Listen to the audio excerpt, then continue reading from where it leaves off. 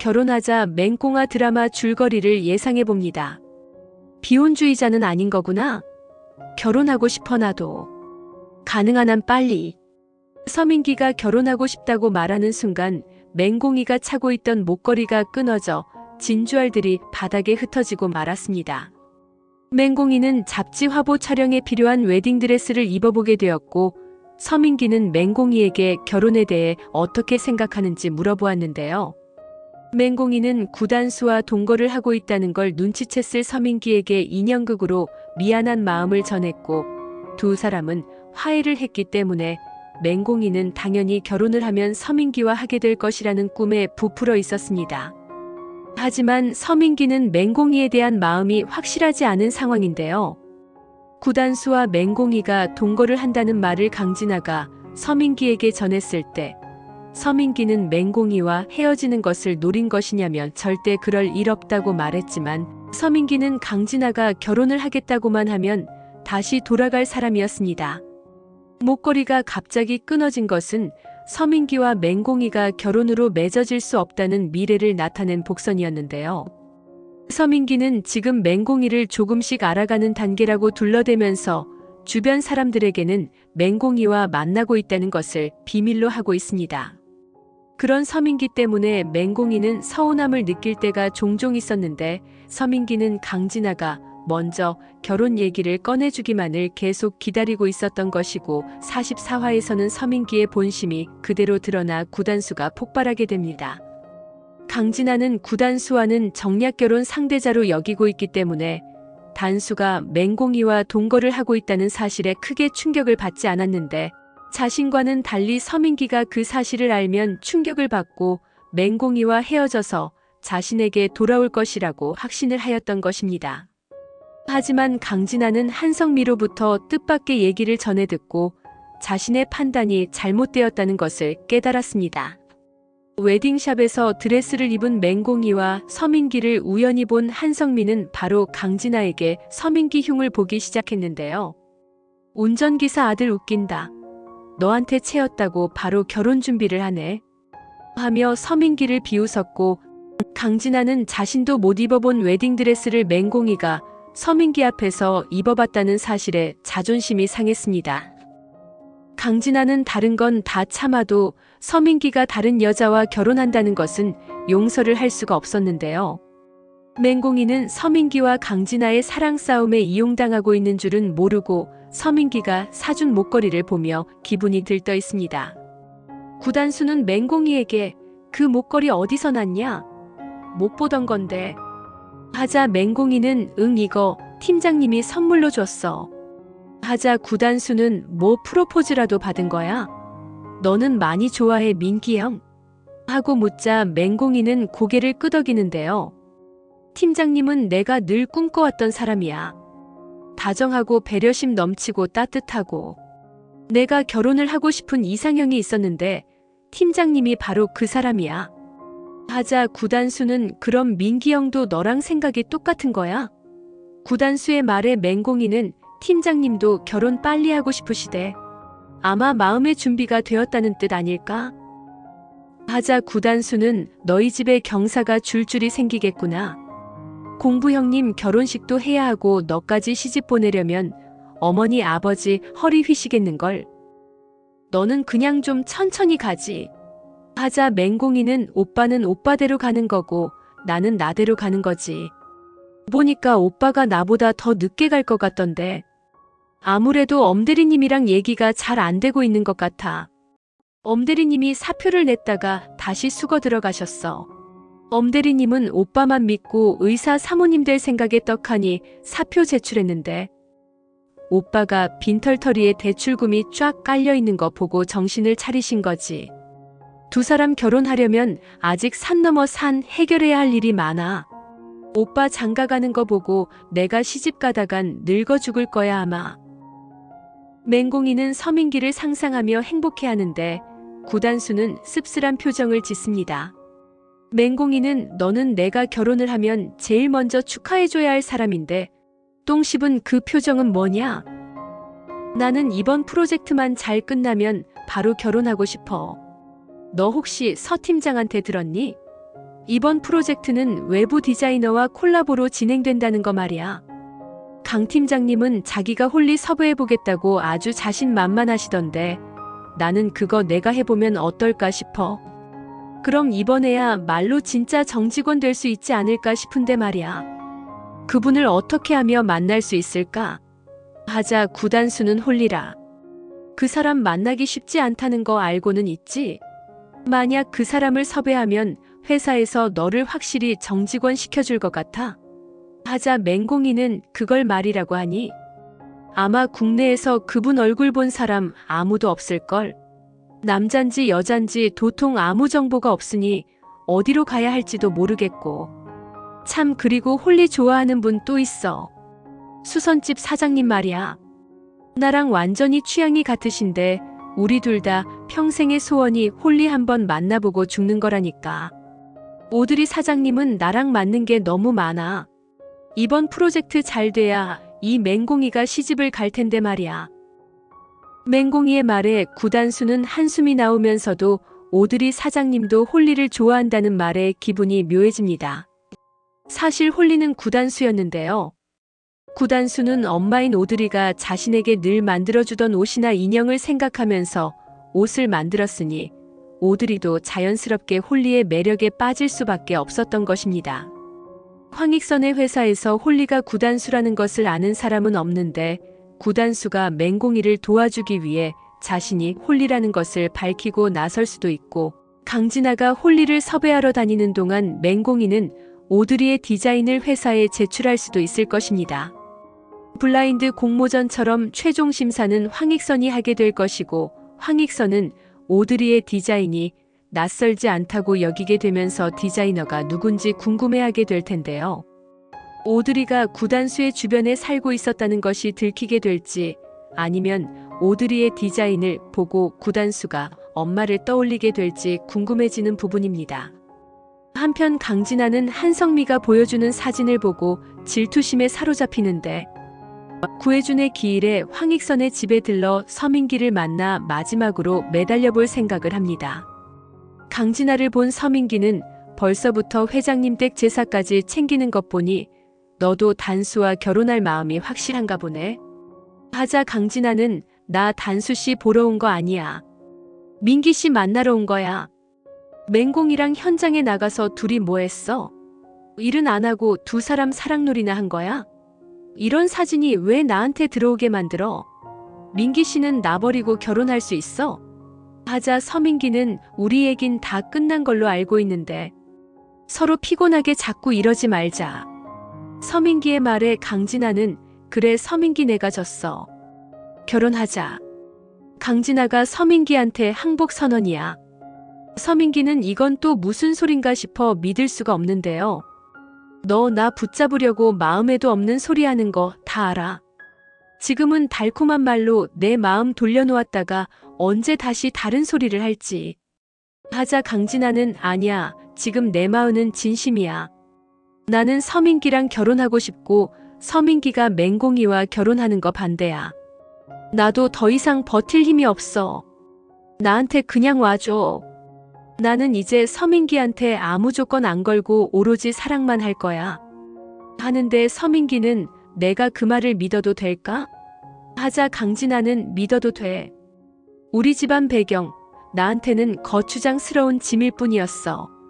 나는 다 벗어던지고 서민기 하나만 보고 살 거야.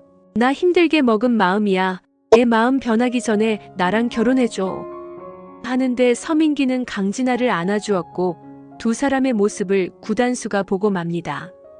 구단수는 서민기의 이중적인 모습에 충격을 받는데요. 강진아와 화해를 한 서민기에게 구단수는 형은 맹공이를 가지고 놀았던 거야?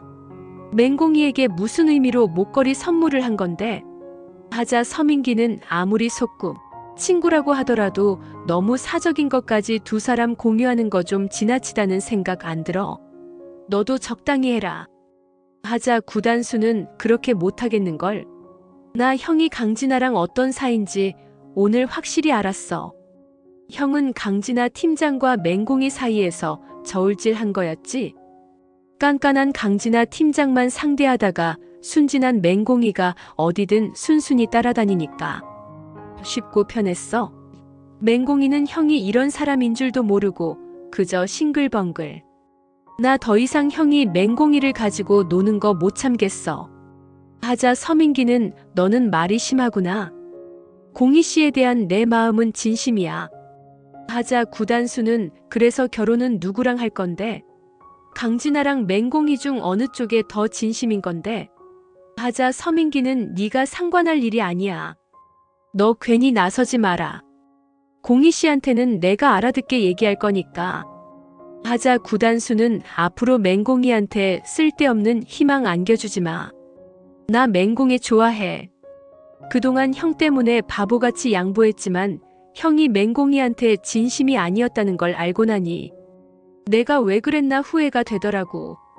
형한테 어울리는 사람은 강 팀장이야. 구단수는 서민기가 형만 아니면 패주고 싶을 정도이지만 애써 참으며 발길을 돌립니다. 구단수는 저절로 발길이 오드리 수선집으로 향하게 되는데요. 수선집은 밤늦게까지 불이 켜져 있었고 구단수는 오드리 사장님이 있나 싶어 들어가 봅니다. 오드리는 구혜준의 산소를 다녀온 후 침통한 표정으로 울고 있었는데요. 구단수를 보니 더욱 눈물이 왈칵 쏟아지고 맙니다. 구단수는 사장님 무슨 일 있으세요? 하고 묻자 오드리는 아니에요. 단수씨 보니까 반가워서 그런가 봐요. 단수씨는 이 밤에 무슨 일이에요? 아버지 기일이라고 했는데 아버지는 만나고 오는 길이에요? 하자 구단수는 내 아버지를 오랜만에 뵈러 갔었는데 아버지를 만나러 오신 분이 또 계신 것 같더라고요. 그 사람이 누굴까 한참을 생각하다가 아버지랑 얘기하다가 왔는데 마음이 왜 이리 허전한지 모르겠어요. 제가 미워하는 사람이 있는데 제가 그 사람을 정말 미워하는 것인지 그리워하는 것인지 잘 모르겠어요. 구단수의 말에 오드리는 단수씨가 미워하는 사람. 단수씨 엄마인 거죠? 한 번도 엄마 얘기는 안 한 것 같아서 말해요. 하자 구단수는 그 사람 얘기는 할 가치가 없으니까요. 빗속에서 울고 있는 저를 보고도 못 본 척 버리고 떠난 사람이거든요. 오늘은 오겠지, 내일은 오겠지 하며 수십 년을 기다렸는데 아버지가 돌아가신 뒤에도 오지 않았어요. 아버지는 언젠가는 엄마가 날 찾아올 거라고 위로를 했지만 저는 이제 엄마 얼굴이 생각이 안 날 정도로 다 잊어버려서 엄마가 절 찾아오신다고 해도 못 알아볼 거예요. 모질게 떠난 엄마를 그리워하고 싶지 않았는데 죽을 때까지 미워만 하기로 했는데 아버지 기일만 되면 그 마음이 무너져요. 나를 못 살아봐도 좋고 같이 안 살아도 좋으니까 왜 저를 떠났는지 이유를 묻고 싶어요. 아니면 죽었는지 살았는지 생사라도 알고 싶은데 알 수가 없어요. 하자 오드리는 단수씨 어머님께 피치 못할 사정이 있었을 거예요. 지금도 단수씨 주변을 맴돌고 있어도 나타날 수 없는 사정이 있을 거예요. 단수씨가 미워서가 아닐 거예요. 그분도 단수씨한테 아주 미안해하고 있을 거예요. 오드리는 애써 구단수를 위로해보는데 엄마가 떠나지 않았다면 아버지가 돌아가셨을까 의문도 들어요. 전 아버지가 돌아가신 것도 다 그분 때문인 것 같아서 속상해요. 할머니한테 엄마에 대해 물어보려고만 하면 엄청 화를 내시는 게 아버지의 죽음과 관련 있는 건 아닐까 싶은 생각도 들고 오드리는 아니라고 말하고 싶지만 솔직하게 털어놓을 수가 없습니다. 다음 날이 되자 맹경태가 오드리를 찾아오는데 맹경태는 오드리에게 오정은 씨 맞으시죠? 하자 오드리는 아니에요. 사람 잘못 보셨어요. 하자 맹경태는 오정은 씨, 건이 어머니. 이미 다 알고 물어본 겁니다. 어제건이 아버지 묘소에도 다녀가셨잖아요. 하자 오드리는 절 미행하셨어요? 제가 누군지 알아내기 위해 뒷조사를 하고 계신 거냐 말해요. 저에 대해 알아내서 어디에 쓰시려고 하시는 거죠? 저는 오정은이 아닙니다. 하자 맹경태는 오드리 씨. 건이 아버지가 저한테 오정은 씨를 찾아서 전해주라고 한 게 있어서 그럽니다. 그리고 만나서 꼭 사죄를 드리고 싶어서요. 하자 오드리는 저한테 혜준 씨가 남긴 것이 있다고요? 그게 뭔가요? 맹경태는 가지고 온 상자를 내미는데 그 안에는 흰 봉투와 반지 케이스가 담겨 있었습니다. 오드리는 봉투를 열어보는데 거기에는 간단한 메모와 혼인신고서가 들어 있었습니다. 여보, 건이를 낳기 전에 결혼식 올린다고 한 약속 못 지켜서 미안해요. 당신은 어디에 있든 누가 뭐라고 하든 내 아내이고 내가 세상에서 가장 사랑하는 사람이요. 이 반지를 당신에게 끼워줄 수 있는 날이 어서 왔으면 좋겠어요. 당신이 너무 보고 싶어요. 오드리는 메모를 읽고 눈물이 차오르는데 맹경태는 제가 건이 아버지를 지켜드리지 못해서 잘못되셨습니다. 제가 건이 아버지를 죽인 것이나 다름없는 죄인입니다. 저를 용서하지 말아주십시오. 하자 오드리는 공이 아버지께서 무슨 잘못을 했다고 그러세요? 혜준 씨가 도대체 어떻게 죽었는지 공이 아버지께서 다 알고 계시다는 말씀이세요? 하자 맹경태는 단수 할머니를 찾아가시면 다 알게 될 것입니다. 맹경태의 말을 듣고 오드리는 고민을 하게 되는데 서덕수를 찾아가도 구혜준이 왜 죽었는지 알려주지 않고 황익선 앞에 나타나면 구단수에게 무슨 일이 일어날지 알 수가 없어서 불안하기만 합니다. 하지만 황익선이 오드리를 구혜준으로부터 떨어뜨리려고 한 이유는 오드리의 아버지 오광식이 구혜준과 구단수 앞에 나타나서 행패를 부릴까봐 그랬던 것인데 지금은 오광식이 죽고 없는데도 오드리를 왜 밀어내는지 이해가 가질 않습니다. 오드리는 결국 황익선을 직접 찾아가기로 하는데 황익선의 집 앞에서 들어가려고 하니 서덕수가 어떻게 알고 다시 나와서 오드리에게 돌아가라고 만류를 합니다. 혜준 도련님 산소까지 알려줬으면 됐지 않소. 그만 돌아가시오. 하자 오드리는 실장님은 참 이상하십니다. 그 접근금지 계약서는 저희 아버지가 살아계시는 동안 유효했던 거 아닌가요? 저희 아버지 돌아가신 건 실장님이 다 확인을 하셨고요. 그런데도 제가 평생을 단수 앞에 나타나지 말아야 할 이유가 따로 있는 건가요? 혜준 씨는 어떻게 죽은 것인지 정말 저한테 말 안 해주실 건가요? 저는 회장님을 직접 뵈야겠어요. 도대체 저한테 왜 이렇게 모질게 대하시는지 알아야겠어요. 하자 서덕수는 오정은 씨는 이러실 권리가 없습니다. 회장님과는 아무런 상관이 없는 사람이에요. 단수 도련님의 어머니도 더 이상 아니십니다. 돌아가세요. 하는데 오드리가 서덕수와 실랑이를 벌이고 있는 장면을 구단수가 보고 맙니다. 구단수는 가까이 다가와서 오드리에게 사장님이 저희 집에는 웬일로 오셨어요? 하고 묻자 서덕수는 아무 일도 아닙니다, 도련님. 하자 구단수는 아저씨, 이분 표정이 아닌 게 아닌데 무슨 일인 거예요? 사장님 말씀해 보세요. 하자 오드리는 아니에요. 단수씨 그만 가볼게요. 하고 가려는데 구단수는 오드리의 팔목을 잡으면서 제 도움 필요하신 거 아니세요? 하고 묻자 오드리는 구혜준의 모습이 구단수에게 다시 겹쳐 보이면서 자기도 모르게 혜준씨 하고 부르고 맙니다. 구단수는 제 아버지 이름이 구혜준인 거 어떻게 아셨어요? 하자 서덕수가 두 사람을 떼어놓으며 이봐요, 오정은 씨 어서 돌아가세요. 하고 자기도 모르게 소리를 치는데 구단수는 오정은이란 이름의 과거의 기억이 떠오르면서 오드리의 얼굴을 뚫어지게 쳐다봅니다. 혹시 당신이 엄마? 구단수는 그 자리에 얼어붙고 서덕수가 나가서 들어오지 않자 한참을 기다리던 황익선이 밖을 내다보게 되는데 오드리와 눈이 마주치고는 얼굴이 일그러집니다. 아니, 네가 여기가 어디라고 찾아와? 황익선의 집에 찾아간 오드리. 결국 구단수는 오드리가 엄마인 것을 알게 되고 오드리는 맹경태에게서 받은 혼인신고서를 황익선에게 내보이며 황익선의 며느리라는 것을 증명해 보이며 구혜준의 죽음에 대해 알 권리가 있다고 말합니다. 맹경태는 자신 때문에 구혜준이 죽었다고 생각하지만 구혜준의 죽음에는 다른 이유가 있었는데요. 그 비밀을 서덕수와 황익선만이 알고 있을 것이고 구단수는 엄마 오정은이 자신을 버린 것이 아니라 엄마가 쫓겨났다는 사실을 알게 되어 자신과 엄마를 갈라놓은 황익선에게 배신감을 느끼게 됩니다. 구단수는 오드리와 오해를 풀고 제이스그룹의 며느리였던 오드리의 삶을 되찾아주려고 황익선에게 등을 돌립니다. 시청해주셔서 감사합니다.